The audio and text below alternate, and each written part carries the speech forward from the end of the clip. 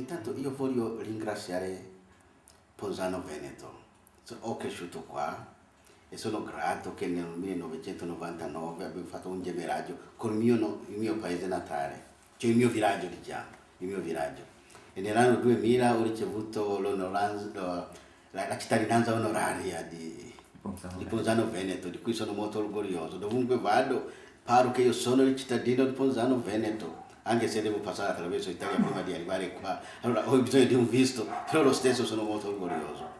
Però con questo qua ha dato anche frutto. Siamo riusciti a costruire una sola scuola secondaria, naturalmente con l'aiuto della gente stessa là, con l'aiuto del governo, però con anche un sostanziale aiuto della gente di Ponzano Veneto. Abbiamo costruito una bella scuola a Catoma, una bella scuola secondaria a Catoma. E poi dopo c'è una scuola elementare. Quella scuola elementare si chiama Scuola Elementare Chilaini. Non io, era il mio nonno che ha dato la sua terra al villaggio di costruire una scuola e ha aiutato tanto a costruire quella scuola. Però dopo il Mino, la scuola si è proprio andata un po' giù. Con l'aiuto di Ponzano Veneto. Così hanno contribuito e abbiamo cominciato a ricostruire. E adesso è quasi finito, meraviglioso. E i ragazzi stanno benissimo. In tutto il villaggio era la migliore scuola di tutte le scuole. E questo qua è grazie a Ponzano Veneto. Allora, diciamo, la mia cittadinanza e la mia appartenenza a Ponzano, quasi 40 anni, ha dato frutto, così che tutto il mio villaggio conosce che cosa è Ponzano Veneto. Per questo sono molto grato. Grazie mille. E mi sembra che ci sia anche in corso un altro progetto con Laura Gracis sì. Ecco, esatto. E le donne, la condizione della donna. Sì, abbiamo anche un progetto per le donne di Catoma e che ho trovato che con pochi soldi si dà alle donne.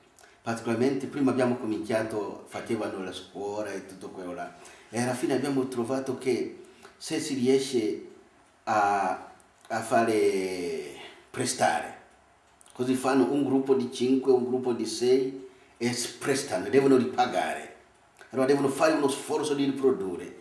Ha cambiato tante donne, le donne che prima non sapevano che cosa fare, con pochi soldi, lo dà un prestito di 30 euro, ma con 30 euro riesce a fare le cose meravigliose. E con 30 euro dopo gli dà un po' di più, così hanno cominciato a mettere progetti, a mettere altri anche a costruire piccole case, con questo piccolo denaro, proprio per le donne. Adesso con le donne liberi, prima di tutto si sentono una dignità enorme, e possono anche aiutare a portare i ragazzi a scuola, e possono anche fare tante cose, proprio ha cambiato tanto delle donne. E adesso stiamo allargando più donne, perché se prendi i soldi devi pagare. E quando li pagano, loro continuano, possiamo dare anche agli altri. E così andiamo poco a poco, poi diciamo un po' più soldi, e proprio è un programma bellissimo. Le donne hanno la capacità più degli uomini. Se dagli uomini li mangiano, o li bevono, ma le donne sono serie.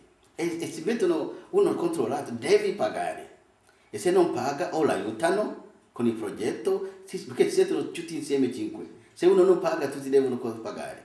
E allora si chiamano SACOS, e hanno fatto bei SACOS con questo denaro.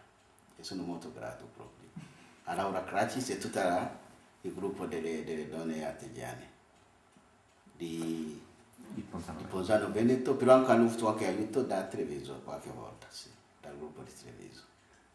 Perfetto, per cui il futuro sarà donna praticamente? Sì, il futuro sarà donna.